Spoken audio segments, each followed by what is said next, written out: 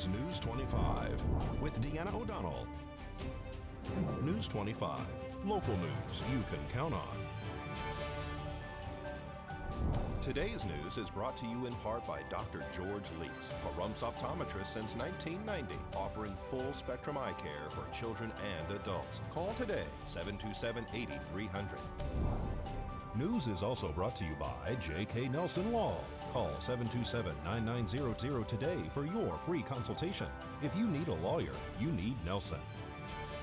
Welcome to KPVM-TV and Ace Country Radio's News 25. I'm Deanna O'Donnell. It's Thursday, June 18th. Well, Nye County Commissioners are holding a teleconference meeting in Tonopah tomorrow to give a COVID-19 update and share the results of the 2020 mail-in votes from this year's primary election. The meeting starts at 10 a.m. We will update you on tomorrow night's news broadcast. Well, COVID-19 positive test results have an update today here in Nye County. They say on Tuesday, June 9th, 2 positives were reported here in Pahrump locally, and on Saturday, June 13th, there was 2 more positives reported in Pahrump and 1 in Amargosa Valley. On Monday, the county received 1 word of a positive antibody test, and on Wednesday, June 10th, the state notified the Department of Emergency Management of the death of a resident who had a Nye County P.O. box as an address. The patient had been previously monitored by Clark County up until the death. Well, District Attorney Chris Arabia says that the DA's office has filed charges against 4 former private well owners association board members for embezzlement of funds.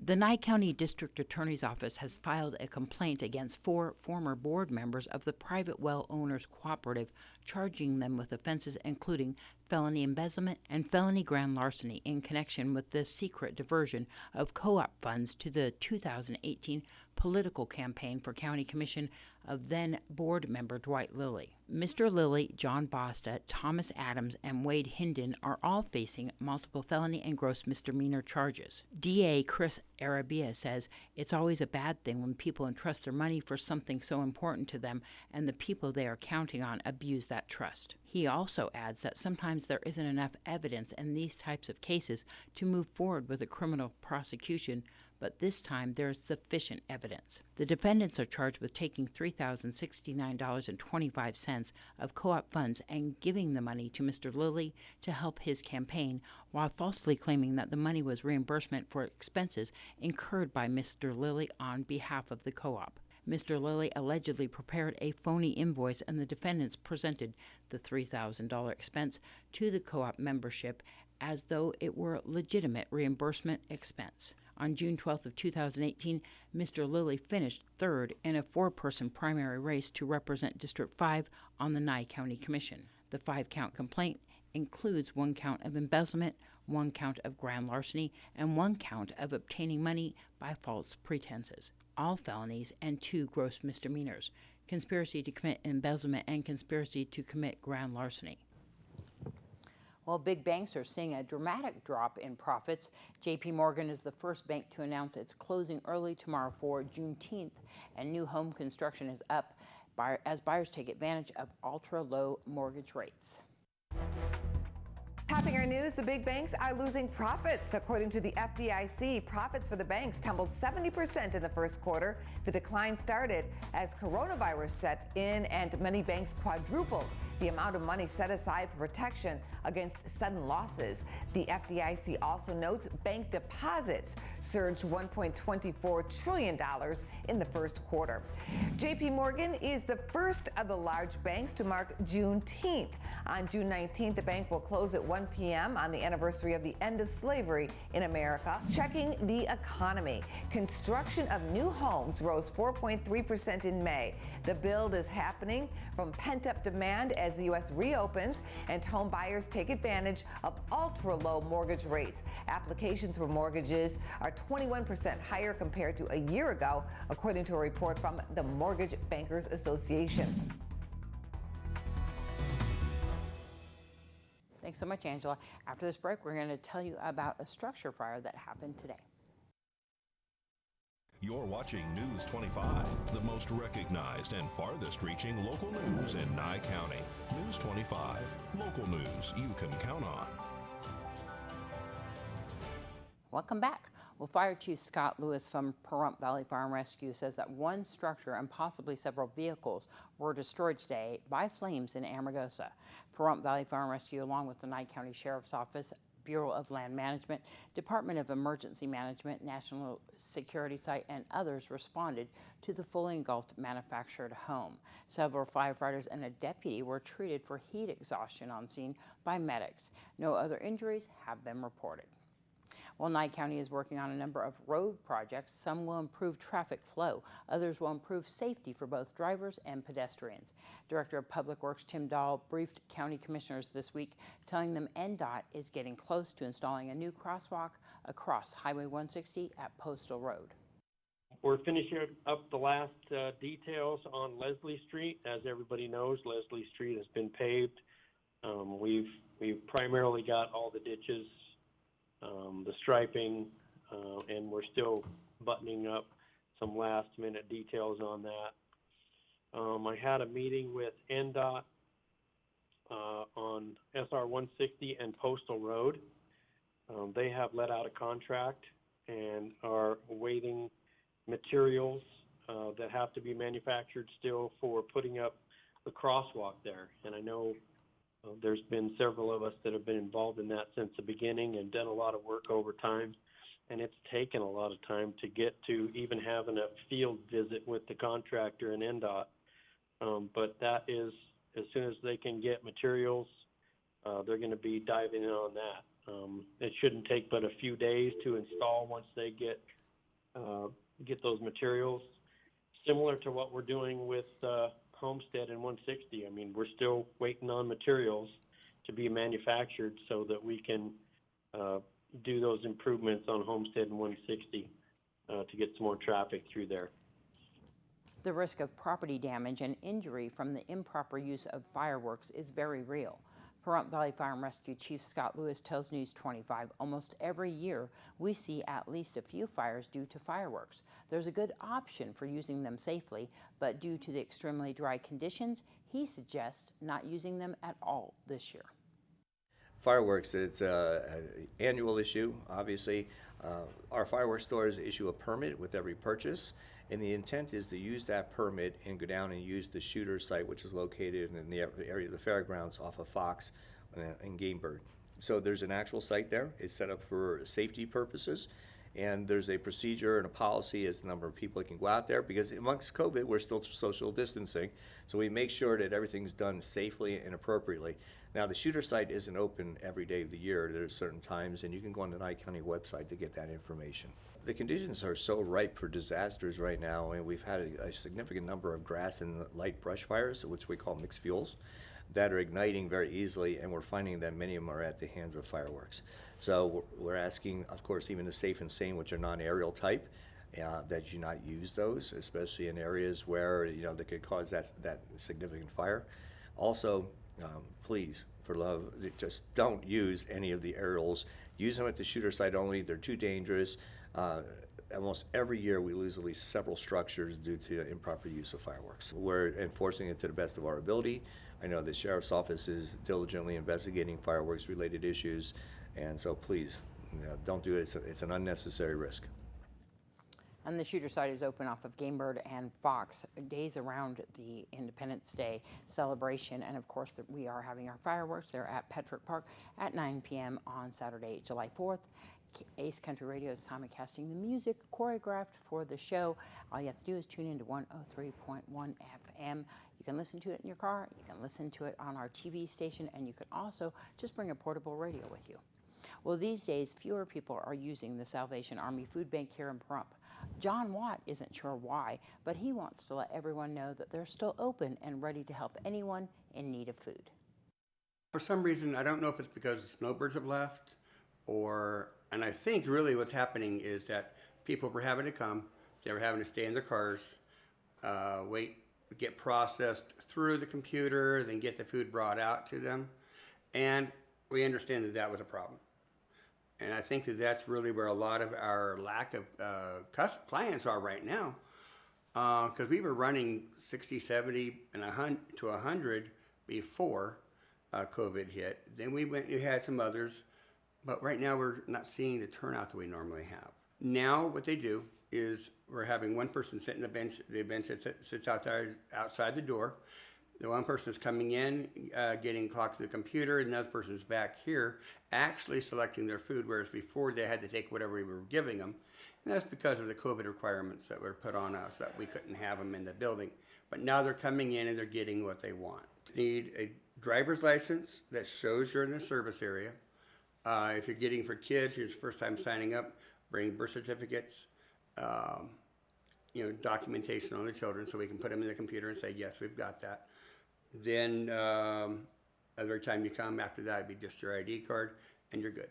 Well, we have the senior pantry. All I need is something that says, hey, you're 60 or older. We're getting ready to change that. It's been twice a month to come in, get 10 items plus the bread and vegetables.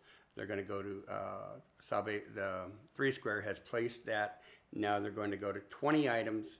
So they're only coming once a month for that, plus the bread and vegetables. So that'll make that a little bit easier. Clients I've talked to are really excited about that program. Should kick off in July, from what I'm being told, by 3 Square. If not, definitely by August.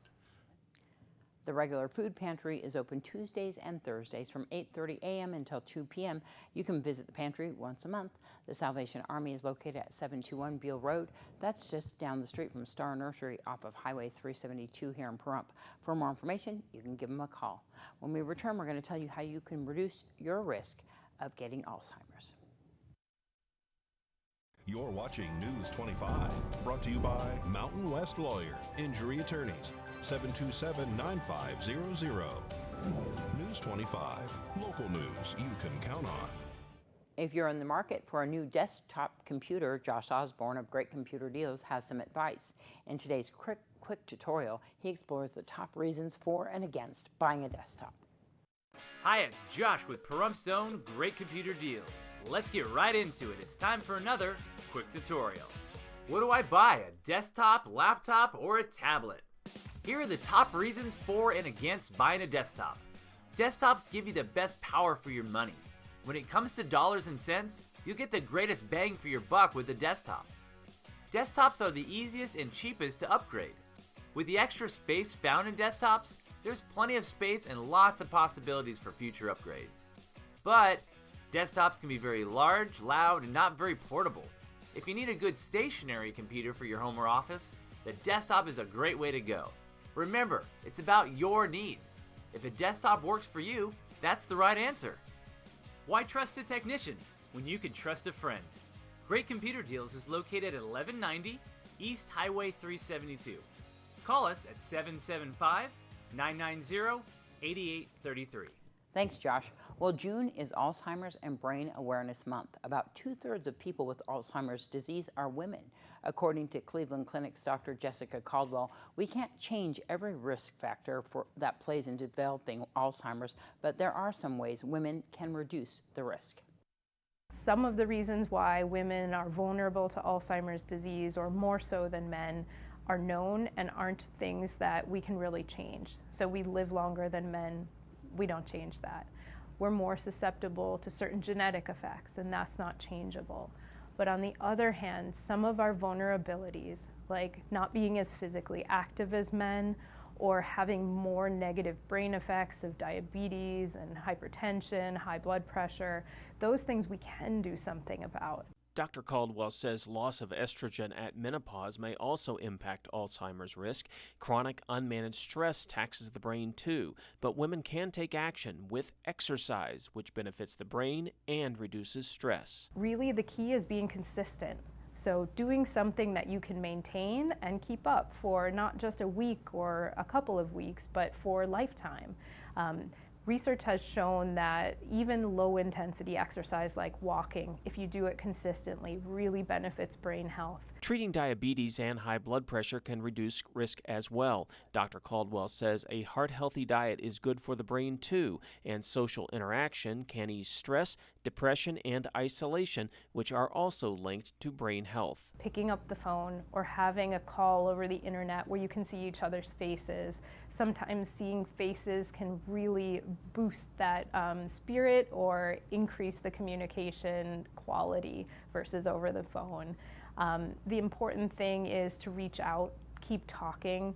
According to Dr. Caldwell, at least finishing high school can be protective against Alzheimer's disease. She says sleep is important as well. Women should be getting 7 to 8 hours each night.